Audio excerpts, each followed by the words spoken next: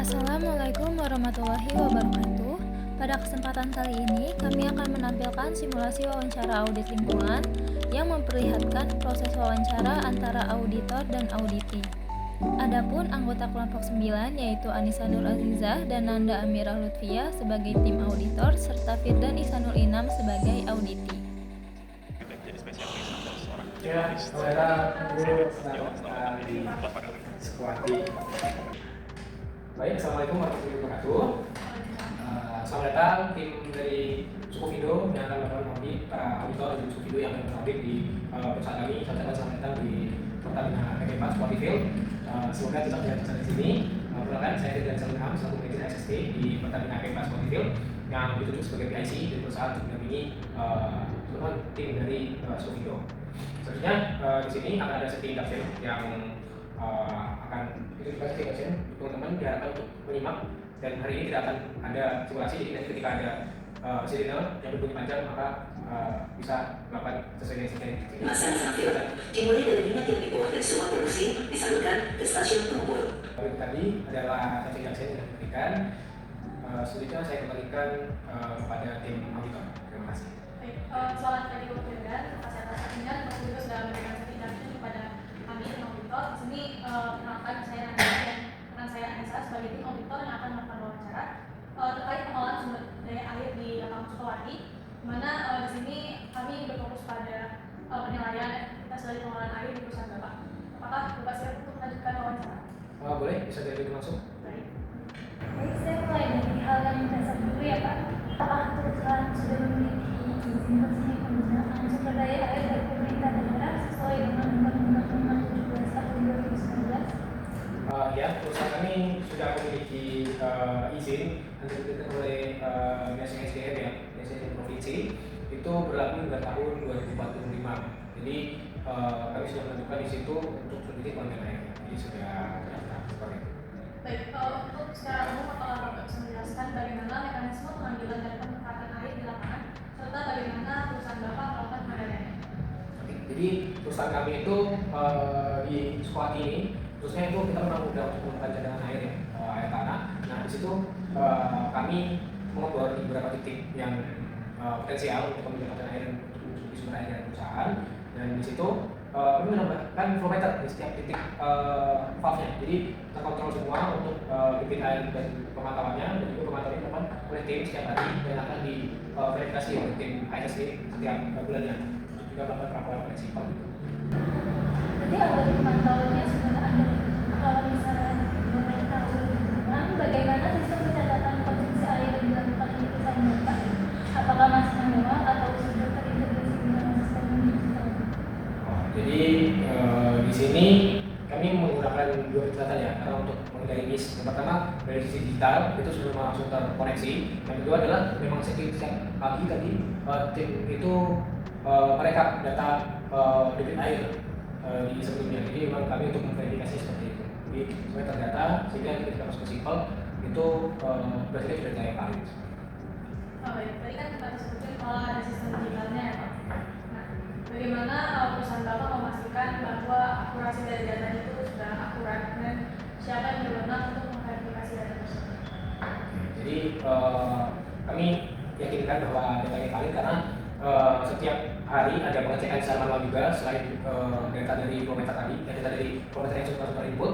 Nah, karena kita pun ada data yang input, maka kami akan melakukan data secara manual. Itu upaya kami untuk menanggulangi kesalahan data atau miss data. Lalu akan diverifikasi oleh saya selaku manajer NSE untuk memastikan dan juga mencontohkan apakah data ini cocok dan akan direkap, biasanya akan dilaporkan. Kalau misalnya nantinya ditemukan perbedaan data antara sistem dengan kondisi di lapangan, yang perusahaan ambil itu apa? Jadi untuk melakukan ini pengecekan ya, ketika dari miss data itu beberapa kali terjadi, kami memastikan apakah ada pipa yang bocor atau ada kerusakan sehingga terjadi perbedaan gitu. Karena kadang mungkin ada yang pengecekan pada jam sekian, ternyata bocor pada jam sekian, jadi di situ letak misalnya kita terjadi. Jadi kami dengan ada hal seperti itu langsung melakukan identifikasi terkait masalahnya. Baik, dari tadi kan kita membicarakan masalah konsumsi air. Nah, kalau dari perusahaan Bapak sendiri apakah ada program khusus untuk efisiensi air Pak? Untuk efisiensi air kami ada, itu ada dijelaskan di pada pintu tersebut ya. Jadi untuk pengolahan efisiensi air kami menggunakan grey water yang kami olah untuk melakukan penyiraman, untuk melakukan flushing dan sebagainya kita putar lagi. Lalu untuk area cooling tower atau pendinginan di situ kami isikan lagi. Jadi ketika air itu masih bagus dan hanya tidak terkontaminasi dengan bahan-bahan kimia yang berbahaya, kita mengisikan lagi ke sumber diisi. Ya, ada itu kan. Kalau misalnya dilihat dari laporan tahun lalu itu terjadi peningkatan konsumsi air sekitar 15% ya. Nah, kalau boleh tahu, kira-kira apa penyebabnya dan bagaimana perusahaan memastikan hal itu tidak melanggar dari kuota yang sudah. Jadi kami kan tadi ceritakan SIPA kami itu sampai 2040 ya. Jadi memang kita mendesain supaya SIPA ini bisa jangka panjang dan kita sesuaikan dengan rencana pengembangan perusahaan kami yang kita sesuaikan antara matriks rencana perusahaan dan juga perizinan yang dilakukan.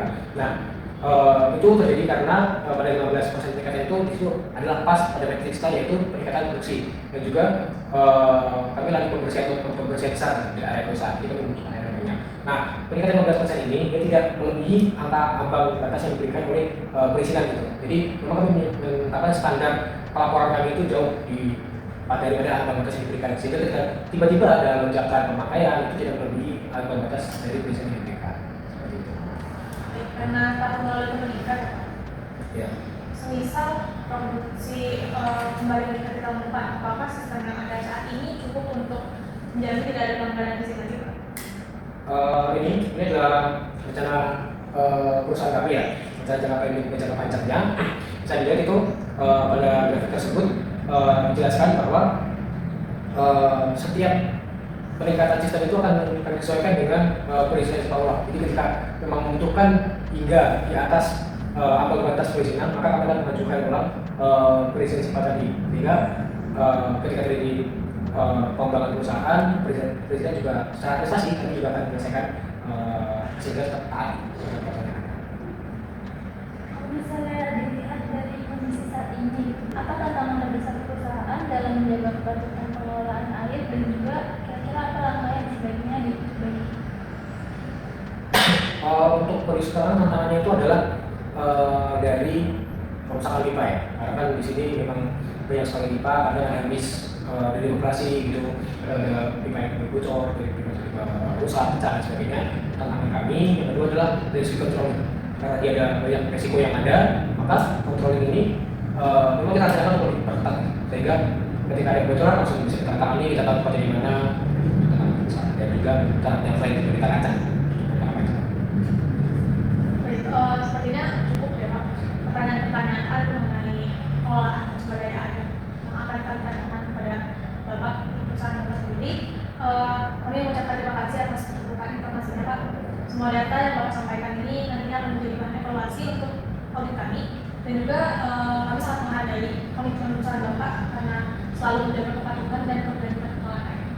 Oke, baik, saya ucapkan terima kasih juga kepada tim dari Suwovindo karena sudah bersedia untuk melakukan audit kepada perusahaan kami. Harapannya bisa menjadi bahan evaluasi juga bagi kami untuk kemajuan perusahaan untuk menuju sumber daya energi Indonesia ini, dan juga saya tunggu untuk masukan-masukannya kepada teman-teman seperti ini, karena kami juga setelah ini akan ada evolusi pada perusahaan.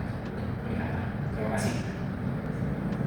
Oke, sudah selesai, bisa saya tutup. Ibu-ibu dari tim Suwovindo, sekian, nanti bisa menikmati di tempat jalan makan ya.